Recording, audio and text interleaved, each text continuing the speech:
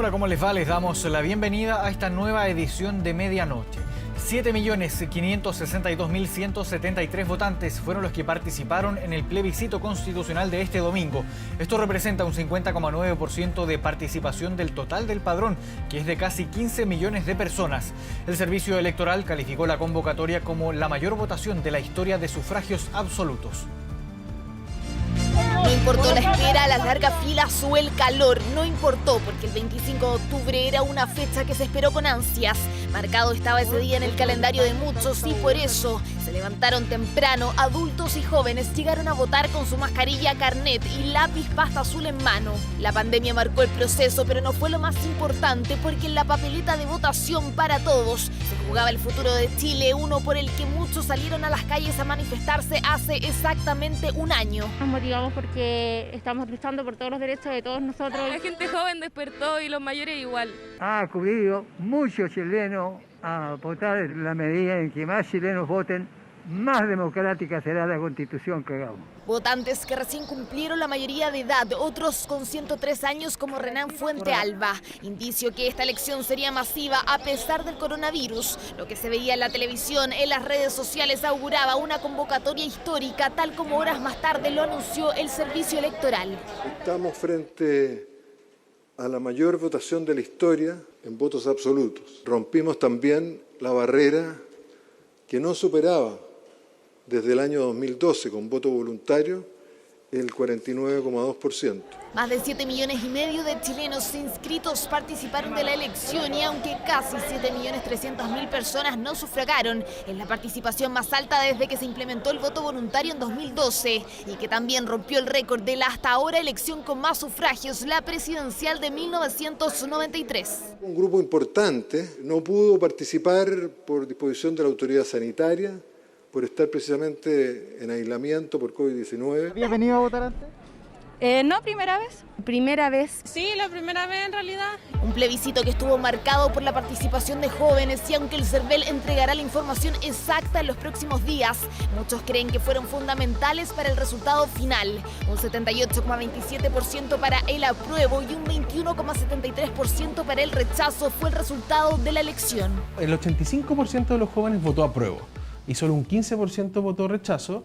Evidentemente los estudiantes que están en esa edad se movilizaron mucho por el apruebo, mucho más que los mayores de 55 años. En los mayores de 55 años, el 70% votó apruebo. Algunas comunas del país también fueron protagonistas al registrar aumentos considerables de la participación. La Pintana, Puente Alto, Quilicura, Isla de Pascua y Renca aumentaron en más de un 11% la convocatoria de votantes en este plebiscito. Que tienen en común estas comunas, que están casi todas en zonas urbanas que tal vez no han sido incluidas dentro de este proceso de modernización y de algún modo representan el sentir del malestar del estallido social de octubre. Estudiantes secundarios que junto a miles de compatriotas también un 25 de octubre hace un año repletaron las calles de Chile en la llamada marcha más grande de la historia. 12 meses después, la masividad también dijo presente en un plebiscito que bajo cualquier punto de vista será considerado como histórico.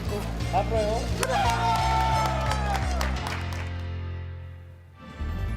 Y el presidente Sebastián Piñera emplazó a Chile Vamos a enfrentar con una lista única la elección de los constituyentes. El mandatario encabezó una reunión con presidentes de partidos, ministros y parlamentarios del conglomerado, en el que analizaron en el escenario político tras el plebiscito. En este encuentro, el presidente Piñera instó a trabajar en unidad e hizo un llamado a dejar de lado las divisiones para alcanzar los acuerdos en la nueva Constitución. Además, pidió enfrentar con una lista única la elección de constituyentes y los votantes de otros cargos, tanto de parlamentarios, alcaldes y presidente de la República. El mandatario reiteró los principios y derechos que asegura debería tener una nueva Constitución, como reconocer, por ejemplo, el orden público en la democracia. Si nos dividimos todos, nadie va a ser escuchado, nadie va a lograr dejar una huella en esa convención constitucional. Y eso significa, además, enfrentar con unidad las elecciones. Yo creo que tenemos que enfrentar con una lista única la elección de constituyentes, de diputados y de senadores, y por supuesto con un candidato único, la elección de alcaldes, de gobernadores y de presidente de la República. Seguimos hablando del escenario político y cómo quedó la ex nueva mayoría aún enfrentada con las otras fuerzas de oposición. Chile Vamos, buscando la unión de cara a los procesos que se avecinan, y en el gobierno que ya hay autoridades que analizan decir adiós para ser candidatos a la Convención Constitucional. Por lo pronto me van a ver en esta van tratando de construir esas mayorías.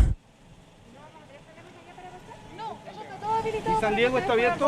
Hicieron lo posible para encontrar la forma de reunirse con los demás partidos de la oposición. Yo creo que llegamos más rápido caminando, ¿eh? Sí, pero no nos van a dejar pasar. En una van, el Frente Amplio se trasladó por Santiago y cuando los caminos se cerraron, no quedó más que correr.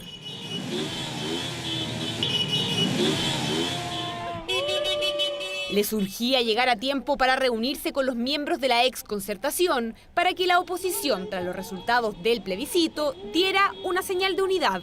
Nosotros como Frente Amplio nos propusimos un camino, y el camino de buscar mayorías porque es una exigencia hoy día de parte del pueblo de Chile.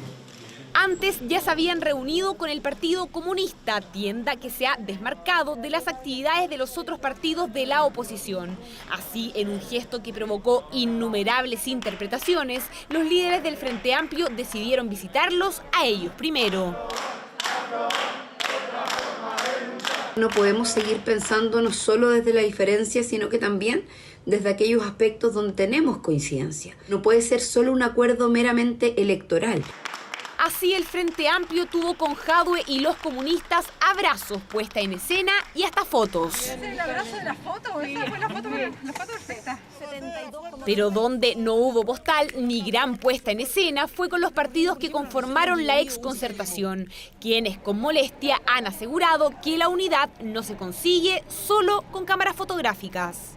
Pero la unidad requiere basarse en el diálogo y, por cierto, en contenidos programáticos constitucionales. Va más allá de una pura foto. Si por ese lado al menos había caras alegres, en otro punto eran los rostros de los promotores del rechazo. Sí, pero las cifras arrojan que la postura de ustedes perdió de manera contundente. Sí, de eso no hay duda. Donde tampoco hay dudas es en las diferencias al interior del oficialismo, donde en uno de sus comandos sí hubo festejos. Aplausos, selfies y más fotos, gestos de unidad de cara a las elecciones que vienen. Tenemos los mismos principios y por eso somos una coalición política. Así que más allá de las diferencias en torno a la prueba y al rechazo, en el cómo queremos construir la sociedad mañana no tenemos mayores diferencias. Espero que en Chile Vamos también hayamos escuchado y que todos estemos dispuestos a salir de nuestras trincheras para poder hacernos cargo de los temas de fondo. Al comando oficialista del apruebo llegaron ministros de gobierno, los mismos que poco antes acompañaron al presidente en su declaración en La Moneda. Este lunes volvieron a reunirse en un consejo de gabinete. Una de las tareas que tenemos que realizar es la unidad de Chile Vamos. Que aquí va a haber un gobierno que va a gobernar hasta el último día, porque hay materias que tienen que resolverse ahora. Pero podría ser que no todos los miembros del gabinete lleguen al último día de gobierno. Se estima que al menos 5 autoridades digan adiós para ser candidatos a la Convención Constituyente. Hay algunos ministros, algunos subsecretarios y algunas otras autoridades que han manifestado su interés. Los ministros Monkever y Belolio son los encargados de definir los nombres que saldrán del gobierno para ser candidatos a la Constituyente. Isamit, Osa, Martorell, Ward y Baun suenan entre las posibles cartas. Y para que den un paso al costado, tendrán hasta el 11 de enero. Y probablemente usted recuerde esta insólita situación ocurrida este domingo 25 de octubre. Un hombre huyendo de su local de votación tras ser designado como vocal de mesa en Monte Patria. Este lunes, 24 horas, dio con el aludido Eduardo Andrés Navarro Sepúlveda, quien huyó de su lugar de votación ubicado en el colegio Cerro Guayaquil. De acuerdo a los antecedentes recopilados, este joven llegó al recinto, pero ante la ausencia de vocales debió cumplir con este deber cívico. No quiso aceptar dicha situación, decidió correr por los alrededores del lugar para huir. Este hombre huyó durante varios metros, siendo perseguido por personal policial en ese sector. Este lunes les comentábamos, 24 horas dio con él y explicó por qué decidió huir. Escuchemos parte de sus palabras. Y en ese momento él me dice que tengo que quedarme. Y yo le dije que tenía un cumpleaños de mi hermana chica, que no podía faltar porque era un compromiso de familia. Y él me dijo que eso no era una justificación para que yo no quedara de vocal de mesa. En ese momento los dos milicos se me pusieron al lado y me dijeron que si no me iba a irme preso nomás. Si no, no quería quedarme de vocal de mesa. Y yo les dije que... Así yo les dije así. Y seguí caminando. Y cuando les dice carabinero, carabinero, ahí yo empecé a correr. Y el de afuera no me pilló nunca. Sí. Ya nosotros lo fuimos caminando por la carretera hacia Pedregal, haciendo dedo nomás. ¿De volverte a tu casa? Sí, venía haciendo dedo nomás. Y ahí por Flores Les Valles encontramos una micro y los trajo hasta acá, hasta Pedregal. Cambiamos de tema. Se aprovecharon de la manifestación para camuflarse entre la gente y saquear locales comerciales, entre ellos una farmacia. Su dueño enfrentó a los delincuentes, pero mientras intentaba persuadirlos, le robaron su auto. Son verdaderas hordas delictuales que tienen una sola finalidad: destruir y saquear. Andan con mochilas, con bolsos, incluso con bolsas que sacan desde sus ropas. Pero no solo eso, porque aparentemente están absolutamente coordinados y con una clara planificación. Andan con galleteros, con todo. Andan con barretillas. Un grupo gigante, no sé, 50 personas se abalanzaron sobre el Oxxo, rompiendo las mamparas con galleteros y lograron abrir. Al menos 4 locales comerciales ubicados en el eje Alameda-Santa Rosa se convirtieron en blanco de los delincuentes. Un bus red, una tienda comercial, el mini market y 2 farmacias. Una de ellas, un Dr. Simi. Su dueño, un mexicano que lleva 14 años en el país, se enfrentó a los saqueadores. Me asomo, voy a la puerta y les digo, oye, en palabras mexicanas, no sean cabrones, yo soy el dueño. Dice, no, que no sé, no me importa, a mí me han robado toda la vida, el gobierno me ha robado y voy a robar, amedrentándome, no sé qué, no déjanos robar, no sé qué. Cuando logró sacar a los delincuentes, 2 de ellos le robaron el auto de un familiar que llegó a ayudarlo. Carabineros logró dispersar a los delincuentes, pero el daño igual lo hicieron. Hoy sus locatarios estaban reforzando la seguridad de sus locales, algunos transformándolos en verdaderos búnkers. Prácticamente 3 veces ya hemos tenido que arreglar esta tienda. Ya, y lo que pasa es que siempre es lo mismo. Uno hace todos los refuerzos posibles, pero ahora andan hasta con galletero inalámbrico. Según las autoridades, hubo 260 eventos a nivel nacional, 130 en la región metropolitana, con un total de 146 personas detenidas por diversos delitos. De ellas, en su gran mayoría, fueron por desórdenes, por delitos contra la salud pública, por saqueos, que son robos con fuerza que afectaron principalmente a locales comerciales. Hubo 4 ataques a cuarteles que fueron de consideración. Uno de esos cuarteles fue la 4ª comisaría de Concón, donde 4 vehículos fueron quemados por una turba de al menos 70 personas. En resumen, incidentes graves en Peñalolén, Santiago, Puente Alto, Villa Alemana, Valparaíso, Concón, Coquimbo y San Antonio, con 12 carabineros lesionados y 12 vehículos dañados. Vamos también a otras informaciones. Uso de mascarilla obligatorio y solo sacándosela al ingresar al agua. No ocupar camarines, aforo limitado. Estas son algunas de las medidas en un protocolo para piscinas públicas y privadas publicadas por el gobierno. Recintos que podrán abrir desde fase 4 del plan paso a paso. Si el año pasado más de alguno se motivó por un verano sin polera, la pregunta hoy es si tendremos un verano con mascarilla. La pandemia cambió todo y cuando las temperaturas van en aumento, la temporada de piscinas está en duda. Yo creo que es medio preocupante hacerlo ahora, por todo lo que está pasando. En lo personal no lo haría, por el riesgo que se corre.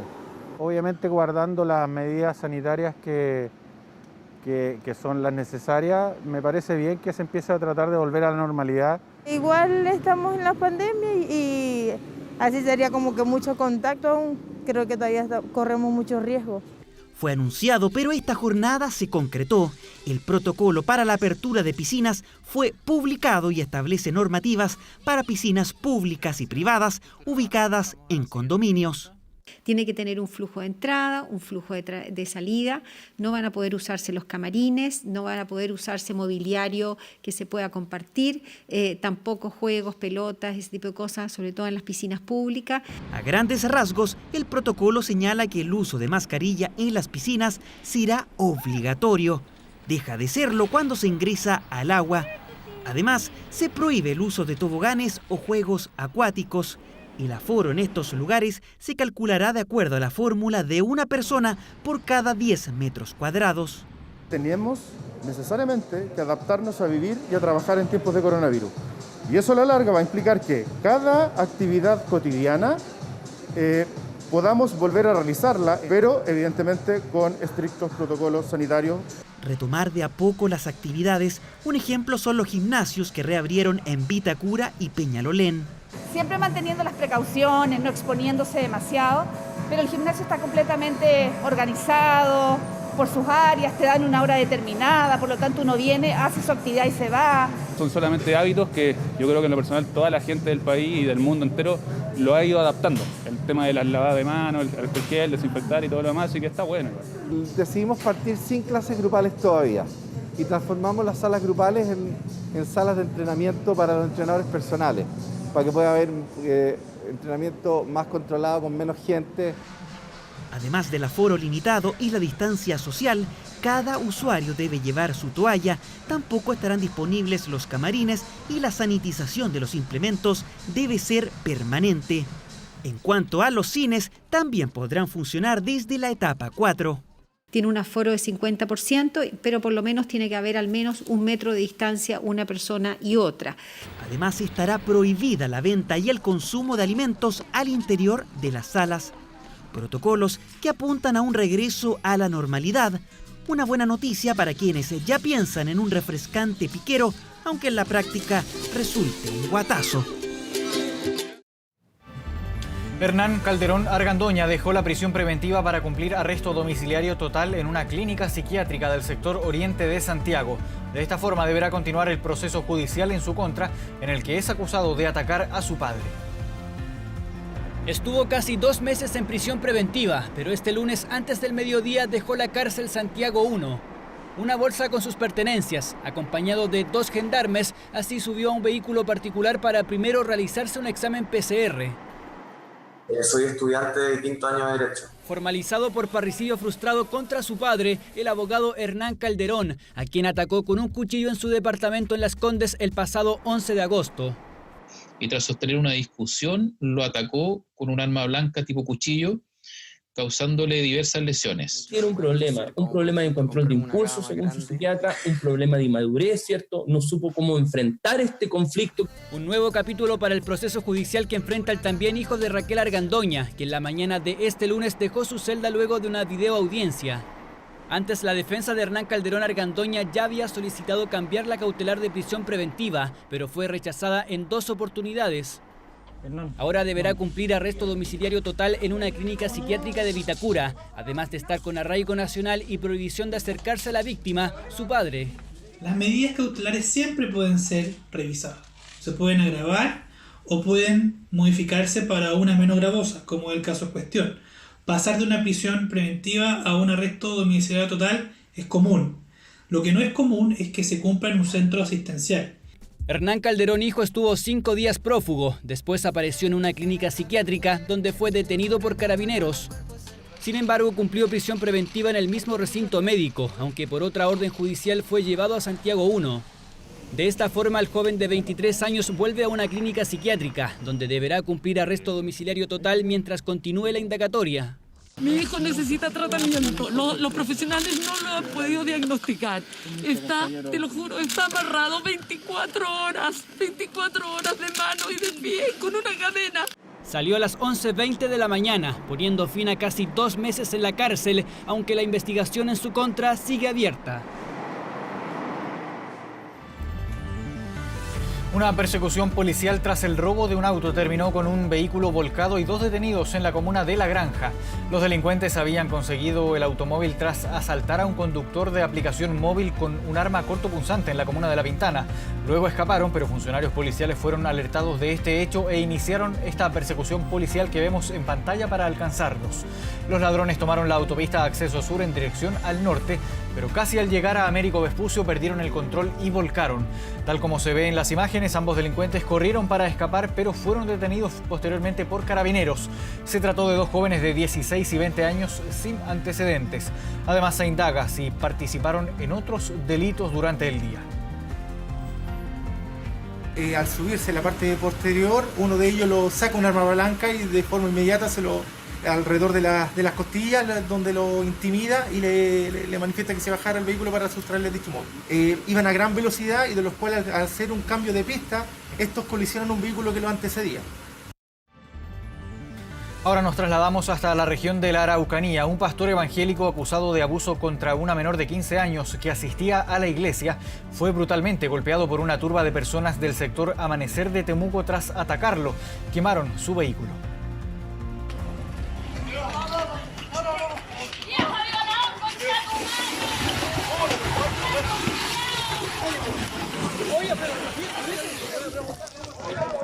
Los impactantes videos fueron grabados por los propios vecinos del sector Amanecer de Temuco.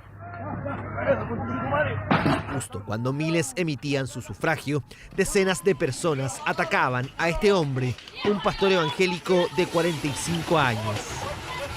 La turba lo intentó linchar, lo acusan de un presunto abuso sexual de una menor de 15 años de edad. Su auto fue quemado y también lanzaron piedras a su casa. Se abalanzó, llegó al lugar acá, al inmueble, causando destrozos de consideración y agrediendo al supuesto abusador sexual para finalmente incendiar un vehículo de su propiedad.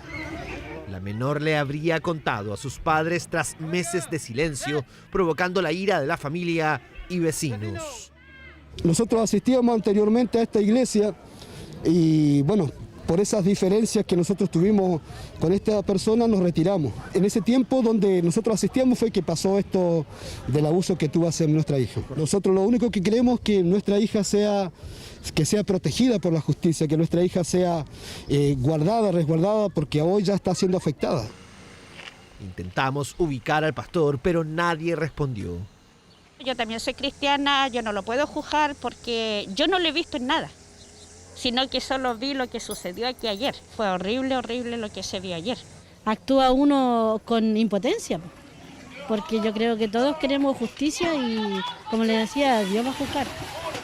Y los vecinos se tomaron por sus propias manos todas estas cosas y no debe ser eso. Por eso la Fiscalía de Temuco confirmó la denuncia y el inicio de indagatorias. Se están desarrollando 2 investigaciones. La primera de ellas por el delito de abuso sexual cometido en contra de una menor de edad y que habría sido ejecutado por parte de un pastor de una iglesia evangélica ubicada en el sector Amanecer de la comuna de Temuco, lo cual, de acuerdo al relato de la menor, corresponden a situaciones que se vienen ejecutando hace ya varios meses y que solo el día de ayer fueron denunciadas. Y la segunda investigación que desarrolla la Fiscalía es por la golpiza en plena vía pública que sufrió el pastor por decenas de vecinos del sector Amanecer de Temuco, que ahora solo esperan el actuar de la justicia para aclarar lo ocurrido. Volvemos a hablar de política. En la Cámara de Diputadas y Diputados se está revisando la acusación constitucional interpuesta por las bancadas de oposición en contra del ministro del Interior, Víctor Pérez. Los abogados Mario Rojas y Alejandro Espinosa defendieron de la acusación constitucional que presentó la oposición por la caída del adolescente en el Puente Pío IX y por el paro de camioneros en contra del ministro Pérez y su presunta responsabilidad política. Los defensores declararon que Carabineros depende del Ministerio de Defensa ante un estado de excepción. Por su parte, el ministro de Defensa aseguró que Carabineros no depende de su cartera, sino de la que dirige Pérez y que se enteró de los dichos por un medio de comunicación, pero que esto ya fue aclarado entre ambos miembros del gabinete, además de ser ratificado por el general director de Carabineros, Mario Rosas. No comparto ese punto de vista planteado por la defensa y el propio ministro del Interior ha señalado luego en el Mercurio el día viernes que esto se había modificado en términos de cuál es el camino que sigue la defensa. Cuando es el tema de pandemia, ahí existe una vinculación más directa, más estrecha, y lo relativo a los cordones sanitarios, las aduanas, todo lo que dice con el control de la pandemia. Pero lo que es el día a día en cuanto a control y prevención del delito y lo que es orden público, eso lo vemos directamente con el Ministerio de Interior y Seguridad Pública. Internacional. Vamos a noticias del mundo en medianoche. La NASA confirmó la presencia de agua en la superficie de la Luna iluminada por el Sol. Este hallazgo confirma que el agua puede estar distribuida por la superficie lunar y no solo se encuentra en lugares fríos o sombreados.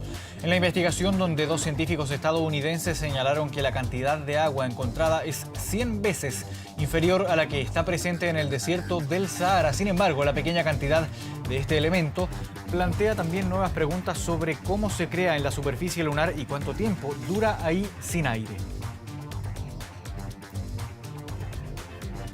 El Senado estadounidense confirmó a Amy Coney Barrett como jueza de la Corte Suprema, esto a una semana de las elecciones presidenciales, por 52 votos a favor versus 48 en contra. Amy Coney Barrett se quedó con el puesto de la fallecida jueza liberal Ruth Bader Ginsburg. La decisión marcó una gran victoria para el presidente Donald Trump, quien prometió empujar al Tribunal Superior en una dirección más conservadora que la actual. Esta batalla por el cargo llegó en un momento crucial en la política estadounidense debido a la cercanía con los comicios presidenciales que se van a llevar a cabo el próximo martes y también la negativa de Joe Biden para la candidata. La justicia boliviana anuló la orden de detención en contra del expresidente Evo Morales, que es acusado por el actual gobierno interino de terrorismo y sedición. El tribunal explicó que la orden de arresto fue levantada porque se vulneró el derecho a la defensa a raíz de que no fue citado a declarar debidamente. Evo Morales debía comparecer ante la justicia este martes, pero su defensa alegó que no fue notificado formalmente. La causa, abierta en noviembre pasado, se sustenta en audios en los que se escucha a una voz atribuida al exmandatario que pide a personas bloquear suministros de agua y comida para presionar la salida del gobierno interino. Según estudios, los primeros resultados de la vacuna contra el coronavirus de Oxford generaron una respuesta inmune en la población de adultos mayores.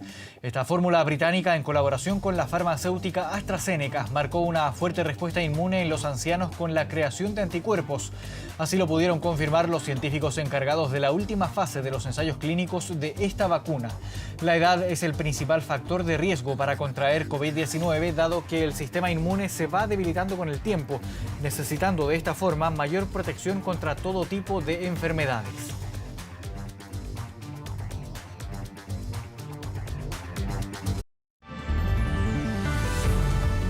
10,8 grados de temperatura tenemos a esta hora en la capital. Hoy martes Santiago va a estar nublado con una máxima de 18 grados. Valdivia tendrá chubascos con una máxima de 14 grados. 1 de la madrugada con 44 minutos. Gracias por haberse informado junto a nosotros y seguimos como siempre en Canal 24 Horas. Muy buenas noches.